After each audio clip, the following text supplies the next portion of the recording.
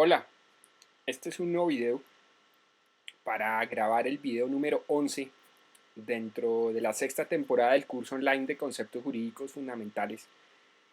Este sería nuestro video número 44 de todo el curso y probablemente también nuestro último video.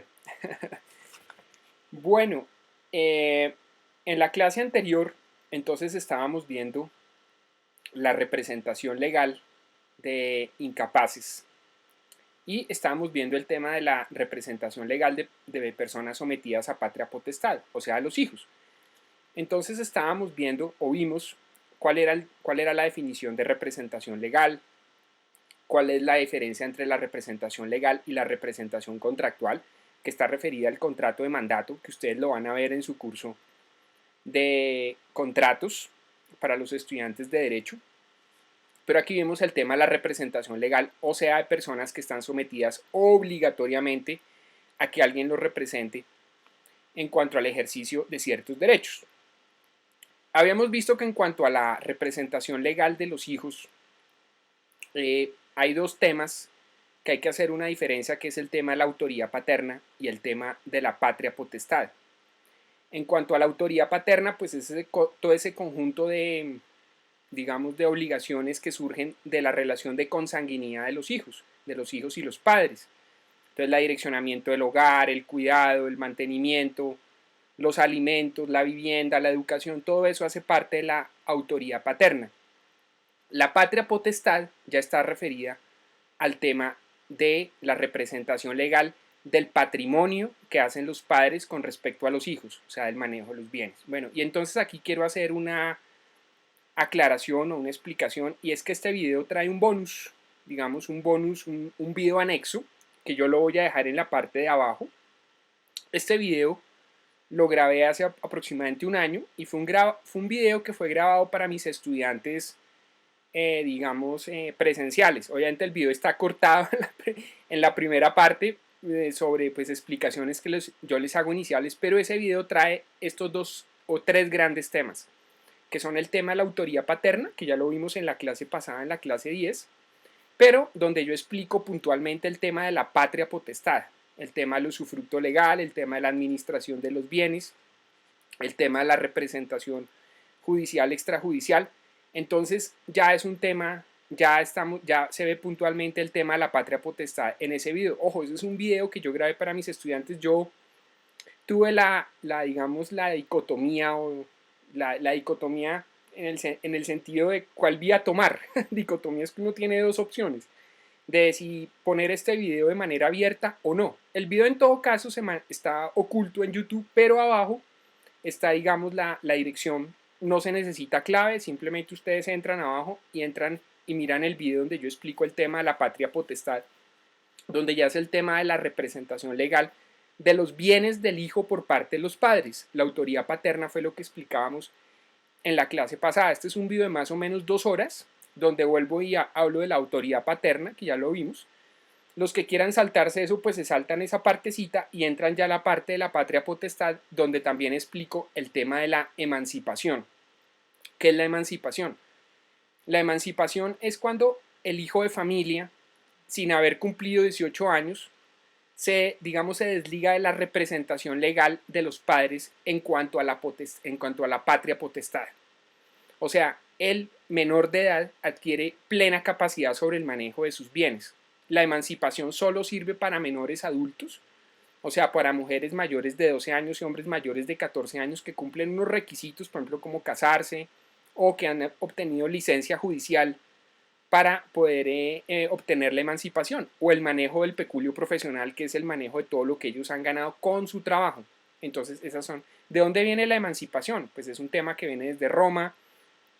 Entonces, pues tenía que ver un poco con esa facultad que tenía el pater familia sobre el hijo, digamos, de manera absoluta, pero el emperador Justiniano digamos, le puso unas talanqueras y eran las que imponía un juez, ¿no es cierto?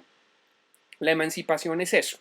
La emancipación es dejar de estar bajo la tutela del padre, digamos. Aunque en el Código Civil colombiano esa norma que hablaba sobre la emancipación fue declarada inexequible, Pero entonces nos quedamos sin definición. Entonces, ¿cuál es la definición de la que a la que se alude para explicar la emancipación? La que la misma Corte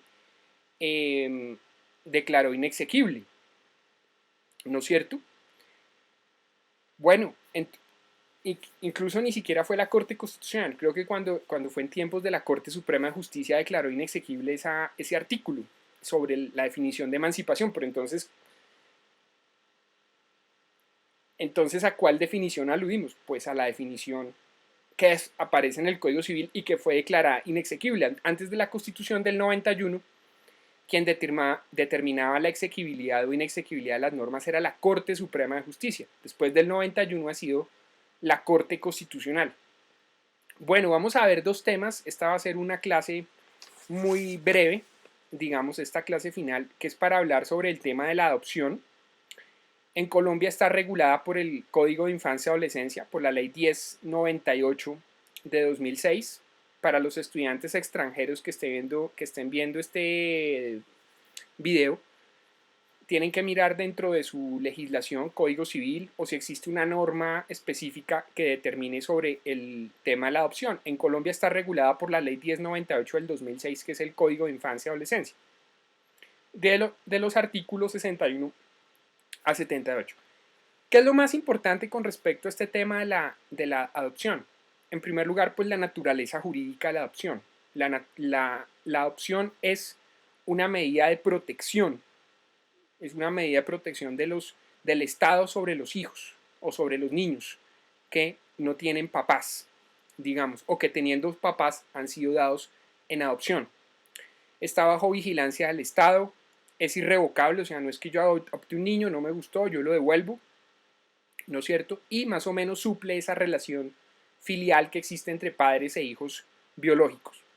En Colombia, la suprema autoridad en materia de adopción es el Instituto Colombiano de Bienestar Familiar, y el Instituto Colombiano de Bienestar Familiar, o ICBF, puede, digamos, otorgar una autorización a determinadas instituciones que cumplan unos requisitos para también que están acreditadas para dar niños en adopción, pero todo con la vigilancia del Instituto Colombiano de Bienestar Familiar.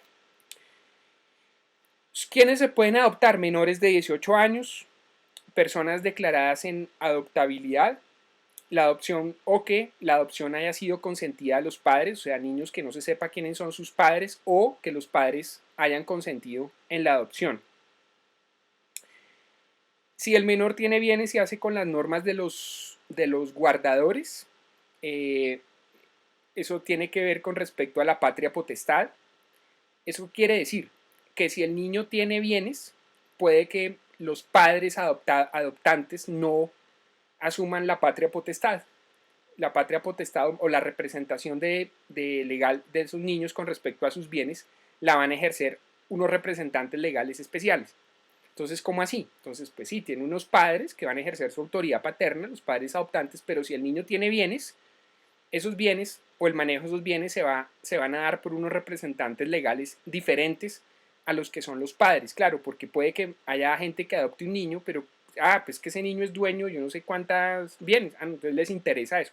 Entonces, la ley, obviamente, para separar ese interés, lo que hace es generar la adopción, la relación filial entre padres adoptantes y y hijos adoptivos, y separar el tema de la patria potestad. ¿Ok? Efectos jurídicos de la adopción, pues que se generan los mismos derechos y obligaciones que entre padres e hijos biológicos. El parentesco civil, lo que yo hablaba en la clase pasada, en Colombia el Código Civil dice que solo hay parentesco civil entre padres adoptantes e hijos adoptados, pero la ley de infancia y adolescencia dice que no, que incluso podría haber parentesco civil entre hijos, por ejemplo, y los padres de los padres adoptantes, o sea, como decir los abuelos adoptantes, aunque los abuelos no son adoptantes, los padres de los padres adoptantes, digamos, eso sería el segundo grado civil.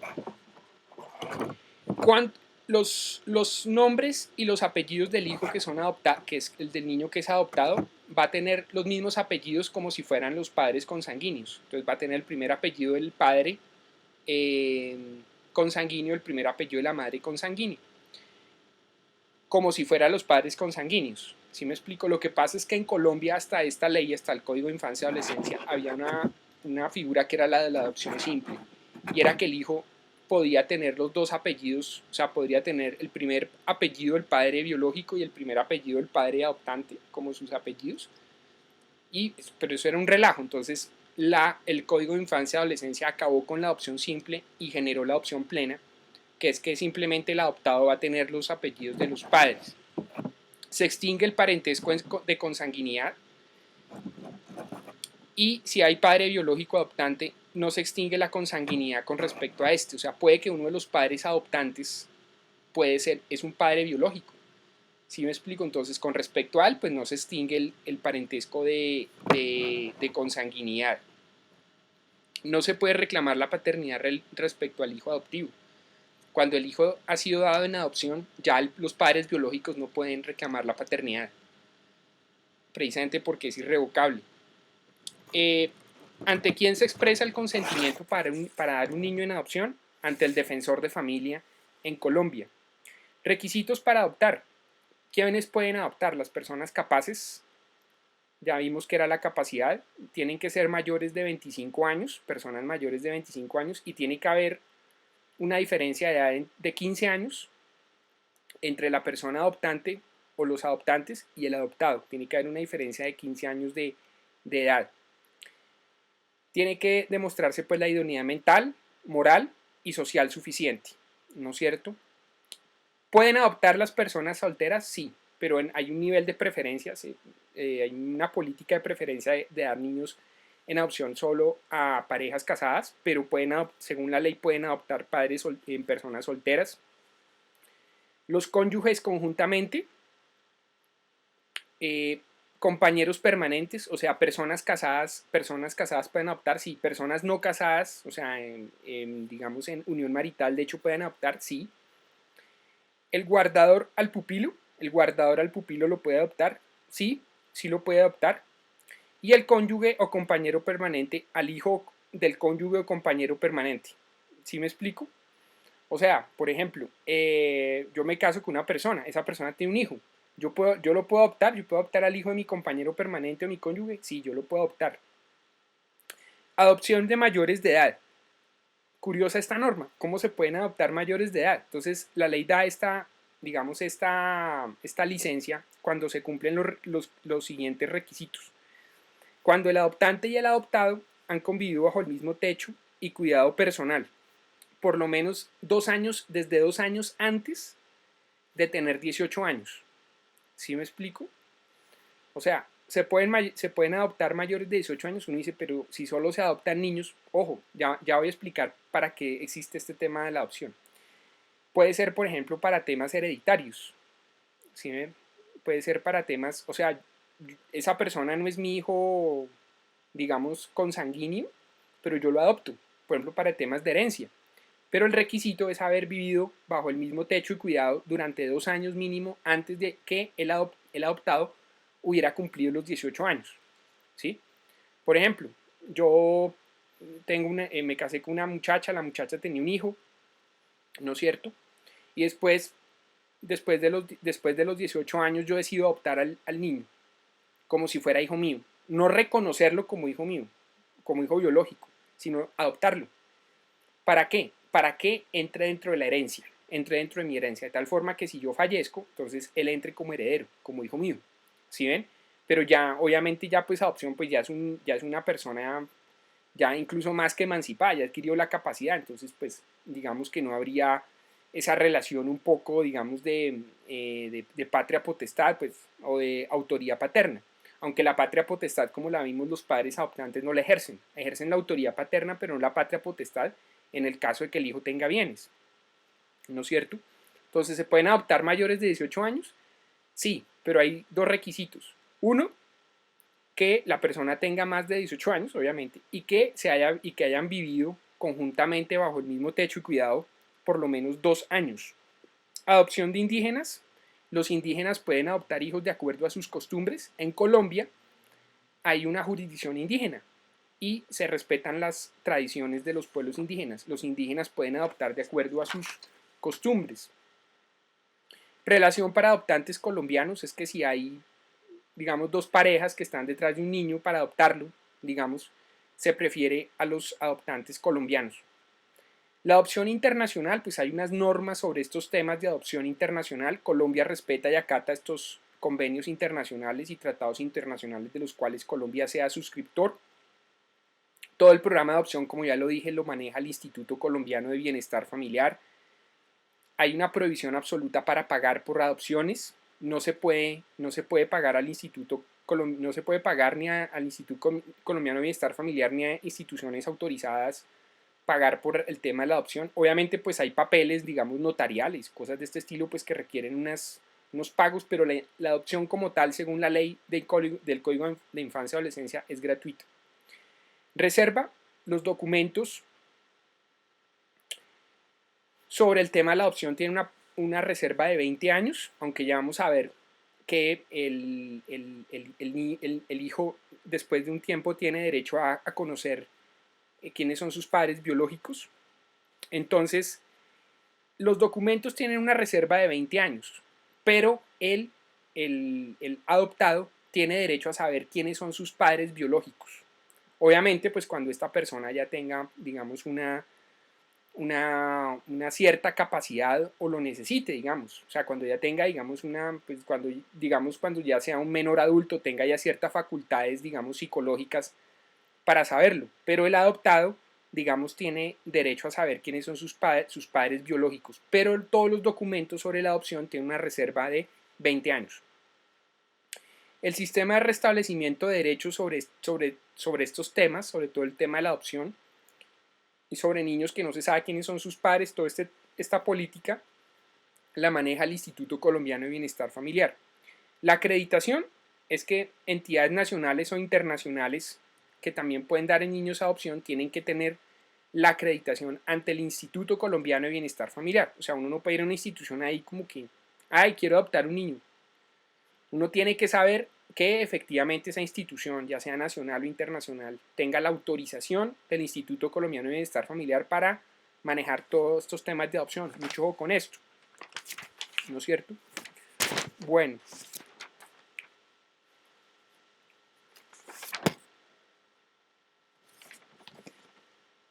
El tema de... entonces todo este tema de la adopción aquí queda ya, digamos, agotada, más o menos este tema de la adopción. Vamos a ver ahora el tema de la representación legal de personas con discapacidad mayores de edad. O sea, vimos el tema de las personas sujetas a representación legal, sujetas a autoridad paterna y patria potestad, que son los hijos. Entonces veamos el tema de la representación legal de personas no sujetas a patria potestad. Esto lo regula en Colombia la ley 1996 del 2019. Anteriormente lo regulaba la ley 1306 del 2009. La ley 1306 del 2009. Entonces, ¿qué decía la ley 1306 del 2009? Primero vamos a mirar qué decía la ley 1306 de 2009, que está parcialmente derogada, todavía sigue funcionando, pero fue reemplazada por la ley 1996 de 2019. Entonces, en Colombia, la que regulaba todo el tema de la representación legal de incapaces no sujetos a patria potestad, por ejemplo, personas con problemas psicológicos o bienes, representación de bienes, lo manejaba la ley 1306 del 2009, ahora lo maneja la ley 1996 del 2019. ¿No es cierto? Entonces, ¿qué decía la ley 1306 del 2009? Entonces, representación legal de incapaces no sometidos a patria potestad, eso se llamaba genéricamente las guardas, eso se llamaban guardas. O sea, los representantes legales de personas no sometidas a patria potestad se llaman las guardas o guardadores. ¿No es cierto? Cuando la persona tenía discapacidad mental absoluta, o sea, ahora una persona incapaz absoluto y tenía una discapacidad mental, se le nombraba un curador. Muchas de estas normas siguen vigentes hasta cierto, ya les voy a explicar hasta cuándo siguen vigentes. Por eso hay que mirar la ley 1306 del 2009 la ley 1996 del 2019 y el Código Civil. Los países que no son, digamos, Colombia, toca mirar el Código Civil o si existe una norma que se aplique a este tema de la representación legal de personas no sometidas a patria potestad, así se llama, o sea, por ejemplo, personas con discapacidad mental. Entonces, personas con incapacidad absoluta se les nombra un curador. Un consejero cuando la persona tenía discapacidad mental relativa, o sea, cuando la persona tenía sí, la persona no podía, por ejemplo, manejar su patrimonio, lo que sea, se nombraba un consejero. El que tenía discapacidad mental absoluta se nombraba un curador. Para discapacidad mental relativa, o sea, por ejemplo, problemas para el manejo del patrimonio y problemas era capaz, se nombraba un consejero. Bienes con discapacidad mental o menor absoluta o relativa que tuvieran más de 500 salarios mínimos se nombraba un administrador fiduciario. O sea, si la persona tiene discapacidad mental absoluta o discapacidad mental relativa o un menor cuyo tuviera bienes superiores a más de 500 salarios mínimos, o sea, el monto de los bienes estuvieran evaluados en más de 500 salarios mínimos, fuera de eso se nombraba un administrador fiduciario, ¿no es cierto? Entonces, bienes con discapacidad mental, personas con discapacidad mental, personas, el menor o discapacidad absoluta o relativa, ¿no es cierto? Pero tuvieran bienes avalados en más de 500 salarios mínimos, se nombraba un administrador fiduciario. Administrador adjunto, cuando los padres no pueden administrar los bienes del hijo, entonces se nombraba un administrador adjunto. Un guardador interino era cuando el juez de familia o cuando el juez de familia nombra un guardador, un representante del hijo, mientras nombra uno en propiedad. Por ejemplo, en casos de pleitos, demandas, que eso está en el video que ya les dije, pleitos o problemas entre entre los padres y el hijo por el tema de la patria potestad o discusiones en cuanto al manejo de los bienes, el juez de familia puede nombrar un guardador interino. Un curador especial para personas que no puedan comparecer a juicio o que el representante no pueda, ¿no es cierto? Entonces se nombra un curador especial para personas que no puedan comparecer a juicio, ¿sí? Personas que no puedan, que tienen una discapacidad mental, no puedan ejercer su potestad o su facultad de acudir a un juicio, entonces el juez les nombra un curador especial. O personas cuyo representante legal no puede acudir a juicio, entonces se nombra un curador especial, ¿no es cierto? Agente oficioso, ¿qué es? Es un cuasicontrato, personas que pueden representar a un discapacitado, ¿no es cierto?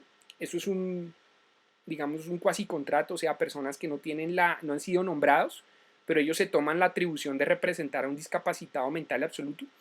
Obviamente eso tiene digamos, su bemol, porque pues alguien tendría que ratificar esas actividades que hace esa persona, ya sea el juez o ya sea un representante legal como tal, nombrado como tal, o que tenga esa función, tendría que ratificar lo que haya hecho el agente oficioso. La agencia oficiosa es cuando yo actúo en nombre de una persona sin que esa persona me hubiera dado las facultades o el poder para hacerlo, ¿no es cierto? Responde hasta por culpa leve. El tema de las culpas es un tema que está regulado en el Código Civil. Hay 3 tipos de culpa: culpa grave, culpa leve y culpa levísima. Culpa grave es en la que incurre el negligente, culpa leve es en la que incurre el padre de familia, o sea, la culpa en la que incurre una persona normal, y culpa levísima es en la que incurre la persona más diligente, digamos, o la que se predica, o la que ni siquiera incurre la persona más diligente, digamos. Entonces yo siempre le pregunto a los estudiantes, y como aquí hay estudiantes de derecho, ¿cuál de las 3 culpas es la más grave? Alguien me diría la culpa grave. Si en un contrato yo, por ejemplo, pacto la culpa levísima, si el contratante incurre en culpa grave o culpa leve, tiene que responder. O sea, la culpa más grave no es la culpa grave, es la culpa levísima, ¿sí ven? O sea, se va por abajo. Mejor dicho, la culpa más delicada es la culpa levísima, porque en esa no incurre ni siquiera una persona, mucho no incurre ni el más diligente, ¿sí ven? O sea, es la suma diligencia, es predicar la suma diligencia. Entonces, si yo en un contrato pacto la culpa levísima y usted va a responder por culpa levísima, o sea, tendría que responder incluso por no haber actuado con suma diligencia. En cambio, en la culpa grave, solo responde si actúa de manera negligente. Ya es bueno aquí estudiar el tema de las culpas. Aquí al agente oficioso, o el que actúa sin tener ninguna facultad en representación de un discapacitado mental o una persona sujeta a representación, responde por culpa leve. Obviamente aquí estamos viendo, estas normas son especialmente para las personas que no están sujetas a patria potestad, digamos. ¿En dónde se designan o se pueden designar los guardadores? O acuérdense que este tema general se llama guardadores o las guardas, o se llamaba así. En el testamento se dice a quién se deja de guardador. El donante puede decir también a quién deja como guardador. Cuando haya digamos, un legado testamentario, pero no se dice quién va a ejercerla, entonces la puede ejercer el cónyuge, el compañero permanente o los consanguíneos de la persona a la cual se le haya dado el legado testamentario, ¿no es cierto? Bueno, entonces por el juez, también en el caso de las guardas, pues también lo pueden, se puede nombrar a un juez, perdón, el juez nombra a la persona que vaya a ser el guardador, ¿no es cierto? Por ejemplo, dementes, el caso de discapacitados mentales y el caso de personas absoluta o relativa, digamos. La ley 1996 lo que hace es acabar con eso, digamos. Entonces, el objetivo de esta ley básicamente es que estas personas con discapacidad mental, mayores de edad, obviamente, porque si son menores de edad, pues la representación legal la van a tener los padres. Para estas personas se presume la capacidad, ¿sí? Lo que hace es que estas personas puedan ejercer su actuación jurídica de manera plena. O sea, se acaba la interdicción judicial, se presume que las personas pueden actuar en la vida, digamos, de manera plena jurídicamente. Entonces, como ya les digo, el principal cambio en el que trae la ley 1996 es que se presume la capacidad legal de las personas, ¿sí? Se presume que las personas pueden actuar plenamente, que tienen sus plenas capacidades. Se presume que las personas con discapacidad pueden tomar decisiones de manera autónoma, ¿sí? O sea, se presume que una persona incluso con discapacidad puede actuar, digamos, de manera eficaz, lo cual pues es una contradicción con todo este tema de la discapacidad, porque precisamente se hace para proteger a las personas. La interdicción judicial se creó para proteger a estas personas que no tienen las capacidades plenas, para que no actúen, no se aprovechen de ellos digamos, en el mundo cotidiano. Pero bueno. Entonces se elimina la figura de la interdicción. Antiguamente, para que una persona fuera declarada como discapacitada mental, se requería un proceso de interdicción judicial. O sea, un juez tenía que decir, esa persona es un discapacitado mental, y se nombraba un guardador. Ya no se puede solicitar la interdicción judicial, porque hay una presunción de que la persona, incluso un discapacitado mental, actúa plenamente. Ahí tendrán que actuar los psicólogos, los psiquiatras. Pues bueno, imagino que el Congreso, cuando emitió esta ley, lo hizo porque sabían lo que hacían, me imagino. Bueno, ¿qué sucede con las interdicciones vigentes? Entonces, ¿qué pasa con las personas que están sujetas a interdicción judicial actualmente en Colombia? Entonces dice que los jueces de familia citan a las personas que tengan esto, digamos, que estén sujetos a interdicción judicial, para la adjudicación judicial de apoyos. La adjudicación judicial de apoyos se llama ahora. O sea, ya el tema de la interdicción judicial, en Colombia las personas ya no van a ser interdictos, sino que el juez de familia lo que hace es que cita a estas personas que estén sujetas a interdicción judicial para hacer lo que se llama la adjudicación judicial de apoyos. Esto va a suceder 36 meses después de entrada en vigencia de esta ley. 36 meses es ¿cuánto? ¿Como cuántos meses? 24 meses son 2 años, 3 años después de entrada en vigencia de esta ley. O sea, esta ley entró en el 2019 más 3 hasta el 2022. los jueces empezarían entonces a hacer adjudicación judicial de apoyos. Se revisa ante el juez, entonces todo este tema de la interdicción judicial ante el juez de familia. El juez de familia lo que va a hacer entonces es hacer un proceso de adjudicación judicial de apoyos. ¿Qué significa eso? En pocas palabras, se acaba la representación legal de personas, por ejemplo, que estaban sujetas a interdicción, por ejemplo, por demencia. Entonces, ¿qué pasa? El juez de familia dice, vengan para acá. Entonces, se crea un sistema de adjudicación judicial de apoyos. ¿Qué significa? Que esta persona, si lo solicita o si el juez lo considera permanente, le nombra una persona que lo ayude a ejercer, digamos, su capacidad de ejercicio en el mundo, digamos, en el mundo cotidiano. ¿Sí ven? Pero ya no está sujeto a interdicción, o sea, no tiene su capacidad de ejercicio limitada. O sea, todas las personas se presume la capacidad legal. Mejor dicho, la capacidad de ejercicio se presume que todas las personas la pueden ejercer plenamente. Si la persona necesita un apoyo, entonces se le nombra a un sistema de estos, a un apoyo. Se suspenden todos los procesos de interdicción judicial en Colombia por esta causa, por ejemplo, por demencia, entonces ya no hay procesos de interdicción judicial por demencia. Entonces, ¿cómo puede esta persona con discapacidad ejercer sus derechos? O sea, si una persona con discapacidad necesita, pues tiene unos derechos, ¿cómo puede ejercerlos ahora? Entonces, celebrando acuerdo de apoyos, supuestamente, entonces va a solicitar unos apoyos, si lo solicita, supuestamente, diciéndole al juez, por favor, nómbreme una persona que me ayude a celebrar un contrato, a celebrar un acuerdo jurídico. Entonces el juez le dice, listo, ¿no es cierto? Suscribiendo unas directivas anticipadas, ¿no es cierto?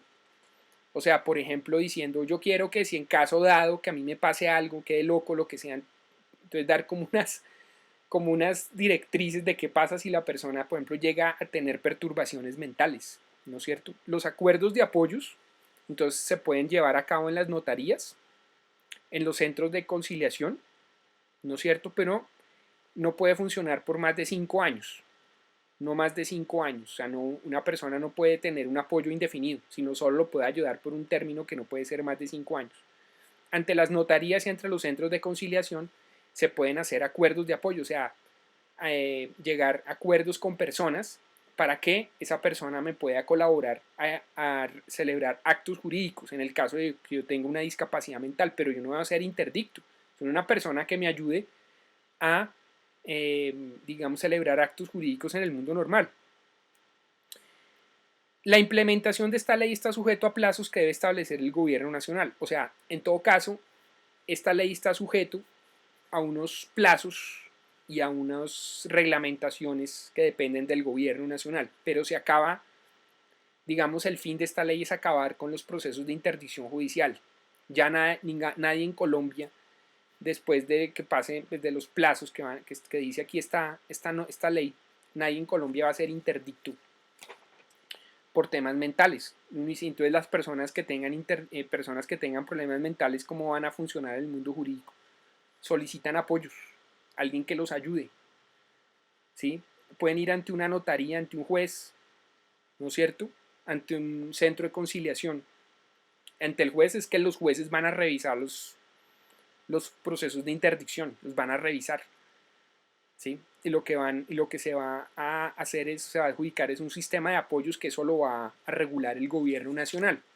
Y ante las notarías y los centros de conciliación, entonces lo que se busca es crear unos apoyos que no pueden pasar más de los 5 años. O sea, una persona que me ayude, me colabore, como dicen, pero esa persona no me va a representar a mí, no va a ser mi representante legal, eso se acaba. Yo estoy loco, digamos, qué pena decir eso, tengo problemas mentales, soy un demente, supongamos, o estoy enfermo por algún motivo, pues algún motivo que me impida ejercer mi representación, mi capacidad legal. Entonces solicito un apoyo. ¿Ante quién lo solicito? Pues el juez, si yo ya soy interdicto, o voy ante una notaría o ante un centro de conciliación para que se me adjudique un apoyo legal para ejercer actos jurídicos. Esta ley está sujeta, obviamente, hay unos plazos que establece la ley esos plazos los va a regular e implementar el gobierno nacional y sobre todo cómo se va a implementar este sistema de apoyos. Si alguien me pregunta, ¿usted está de acuerdo con esto, sí o no? Yo diría que es peligrosa esta ley porque obviamente lo que el objetivo de los procesos de interdicción es proteger a la persona que tiene algún problema de discapacidad mental, ¿sí? El asunto no es limitarlo judicialmente, sino el asunto es protegerlo. Entonces, estas personas pues van a quedar de cierta forma con cierta vulnerabilidad, ¿no es cierto? Hay personas con graves perturbaciones mentales que son titulares de derechos patrimoniales y pues el problema es que muchas personas de pronto se aprovechen de ellos, ¿sí?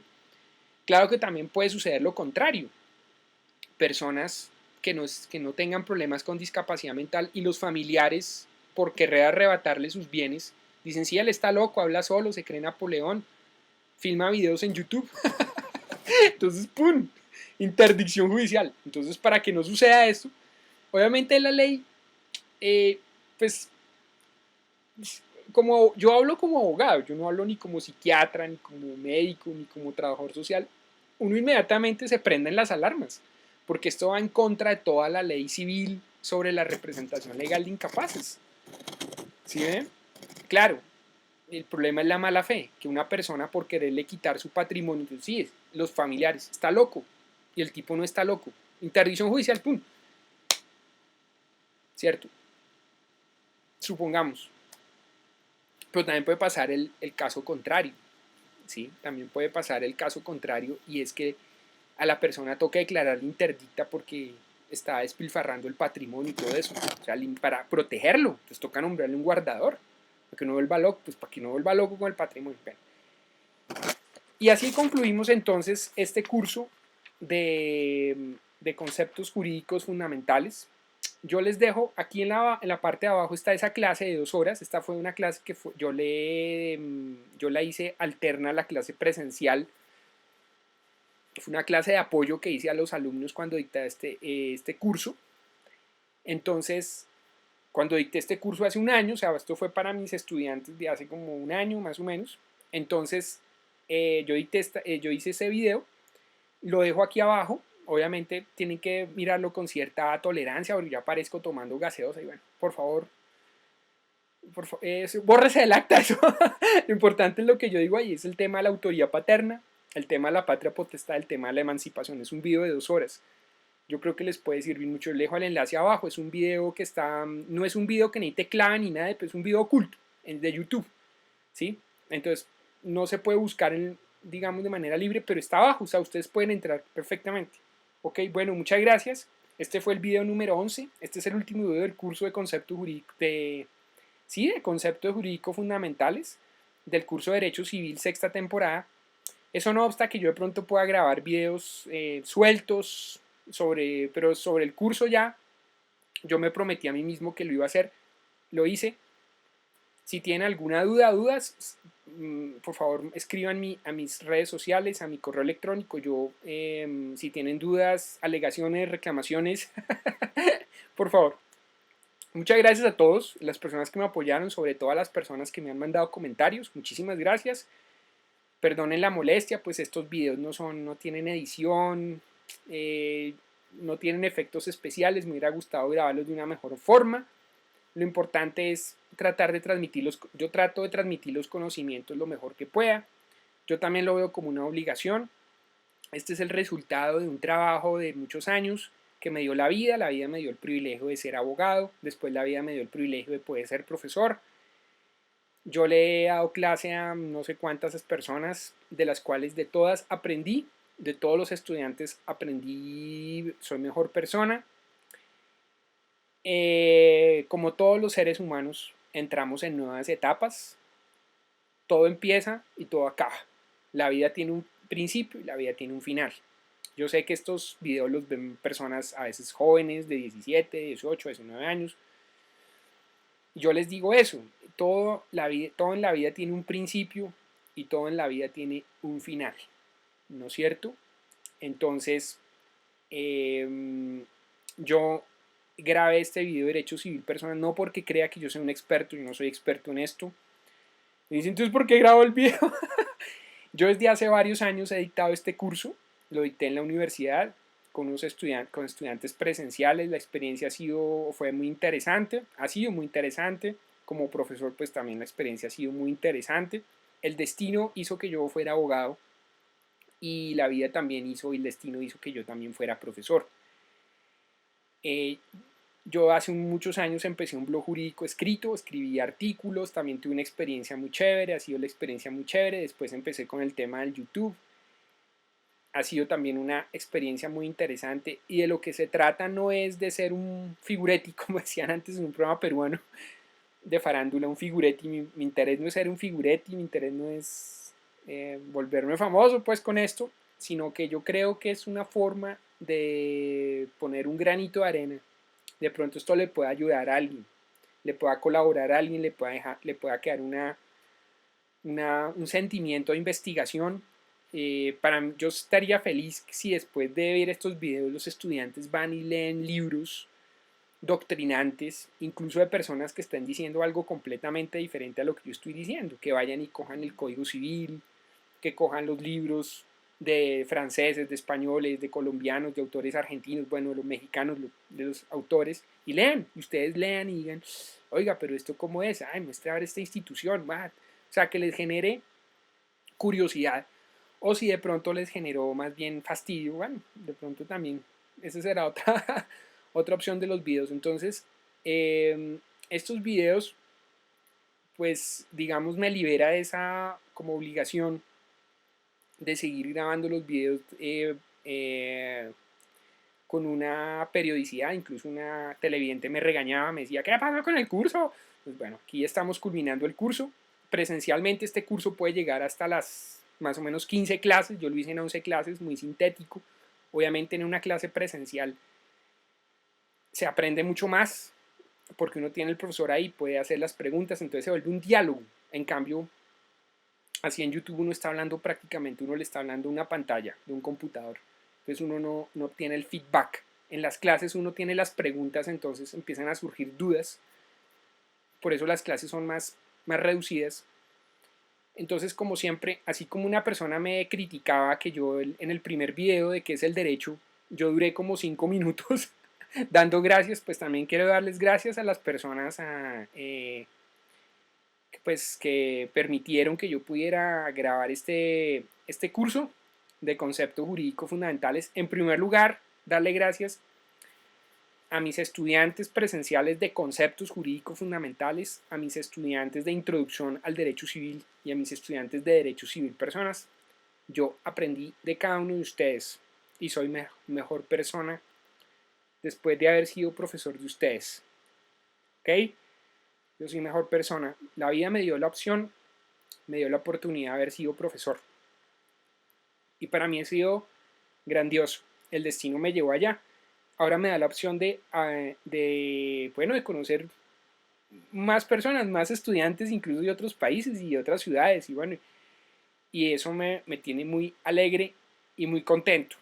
Entonces, siempre uno da las gracias. Y eso es lo que yo les digo a ustedes. Ser agradecidos, dar las gracias.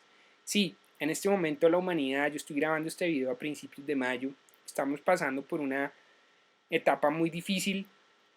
Ayer veía un programa donde un economista muy importante de Colombia decía que esta es probablemente la crisis económica más bárbara por la que ha pasado Colombia en los últimos 100 años. Yo creo que no solo Colombia, sino es una de las crisis más graves por las que ha pasado el mundo esta pandemia, pues que no sabemos a dónde nos va a llevar realmente. Y nosotros queremos pues mirar, como dicen, la luz al final del túnel. Estamos en el túnel y vemos la luz allá. ¿No es cierto? Yo también tuve muchas dudas para seguir grabando estos videos, porque así está la cosa, no sabemos qué vaya a pasar con el derecho. ¿Sí? ¿Cómo así? Sí, así está la cosa. No sabemos qué va a pasar con el derecho, porque pues todas estas normas son de normas antes de toda esta gran crisis, probablemente lo que haya sido un quiebre del ordenamiento jurídico. ¿Y cómo así se va a derogar todo el derecho? No, pues muchas cosas seguirán vigentes, obviamente, pero las relaciones ya van a ser muy diferentes. el mundo jurídico va a ser muy diferente, entonces no sabemos qué es lo que vaya a suceder. ¿Sí ven? Entonces, pues, ¿qué más puedo decir? ¿Qué más puedo decirles a ustedes? Que les agradezco mucho. Yo probablemente, no sé, siga grabando videos, probablemente, ya no con tanta periodicidad. Yo me comprometí a principios de este año a grabar este cursito de Derecho Civil Personas. Lo he hecho, lo hice cuando todavía no había empezado la pandemia, coincidió. Ya me han regañado, me han mandado comentarios, les agradezco mucho a los estudiantes. Ustedes me pueden conseguir en las redes, pero pues este también es un cierre de un ciclo. Este también es un cierre de un ciclo personal. Este es un cierre de un ciclo vital. Y así es la vida, muchachos. Muchos estudiantes están empezando su vida laboral, su vida profesional. Les deseo muchos éxitos. Estos videos básicamente han sido dirigidos a estas personas porque pues si usted es un experto en todos estos temas, pues aquí todo esto le va a resultar demasiado redundante, no le va a gustar, va a decir, ¿esto qué contiene? ¿O para qué veo esto? Para estudiantes que están abordando el mundo del derecho. Eso es de lo que se trata, ¿no es cierto? Obviamente nosotros no sabemos a dónde nos vaya a llevar la vida. Nosotros hacemos planes, uno quiere hacer esto, uno quiere hacer el otro, pero pues uno está donde lo ponga uno la vida y donde lo ponga uno Dios. Yo, por ejemplo, yo creo en Dios y yo creo que uno la vida y Dios lo llevan a donde uno tiene que ir. Y muchas veces si uno tiene que irse, pues se va. Por ejemplo, mis papás se fueron. Mi papá se fue cuando yo tenía 8 años, mi mamá se fue hace 10 años, se fue de este mundo, se fueron, me dejaron solito, ellos se fueron, ¿sí? Y me tocó a mí solo. Yo no tengo hermanos tampoco.